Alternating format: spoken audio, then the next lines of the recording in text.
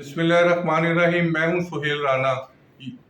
وفاج پاکستان میں یہ تبدیلیاں میں دے چکا ہوں تقریباً 1 ماہ 10 روز پہلے کہ شاید صاحب کو تبدیل کیا جا رہا ہے اور پنڈی کا نیا کور کمانڈر ہوگا۔ اسی طرح میں نے 5-7 اور بھی پوسٹنگ ٹرانسفر دی تھی جو پیچھے جا کے آپ اس کو یوٹیوب پہ یا بادبان ٹی وی پہ یا بادبان نیوز پہ جدھر بھی جا کے دیکھیں وہ، اور پوسٹ انٹرنیشنل میں وہ میں نے لیڈ لگائی تھی۔ تو یہ جو جنرل خالد نواز کے بیٹے لیفٹیننٹ جنرل عامر نواز ریجمنٹ کے ہیں، ان کے والد بھی بلوچ ریجمنٹ کے تھے، ان کے دادا بھی بلوچ ریجمنٹ کے ہیں۔ یہ ایم ایس تھے، ایم ایس سے پہلے یہ سٹاف کالج میں اور سٹاف کالج کے کمانڈنٹ سے پہلے یہ جی او سی مری تھے۔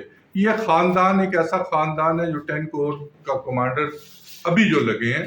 یہ مجھے یاد ہے یہ 1971 میں فال آف ڈھاکہ سے پہلے ان کے والد صاحب جو تھے، جو لیفٹیننٹ اس وقت کیپٹن تھے، اور انہوں نے کیا کہتے ہیں یہ تھے وہاں پہ پی ایم اے کاکول میں انسٹرکٹر۔ یہ وہاں سے نکلے بغیر بتائے ہوئے کمانڈنٹ کو، اور وار میں گئے، جنگ لاہور بارڈر پہ اپنی یونٹ پہ واپس 3rd بلوچ ہے یا 6 بلوچ ہے اس میں گئے اور واپس آئے۔ یہ 2 انسٹرکٹر تھے، ایک چٹھا جو بعد میں میجر چٹھا بنے اور ایک یہ۔ اور جب یہ جی او سی تھے وہاں پہ پشاور میں تو یہ پاس آؤٹ ہو کر آئے، جو بھی 3 اسٹار جنرل بنے، 3 star general M S and 10 corps کے کمانڈر گئے ہیں۔ اور یہ جب لیفٹیننٹ گئے تھے تو یونٹ میں تو ان کو اپنے والد کے گھر آنے کی اجازت نہیں تھی۔ یہ میں نہیں کہہ رہا، یہ اس وقت کے کرنل سٹاف نے مجھے خود بتایا، جو اس وقت ان کے ساتھ کرنل سٹاف تھے بابر عزیز بیگ یکا، انہوں نے بتایا کہ اس کو یونٹ سے گھر آنے کی اجازت نہیں تھی۔ ہر ویکنڈ پہ ایک ویکنڈ چھوڑ کے ایک ویکنڈ پہ یہ گھر آتا تھا اپنے کمانڈنگ افسر سے پوچھ کے۔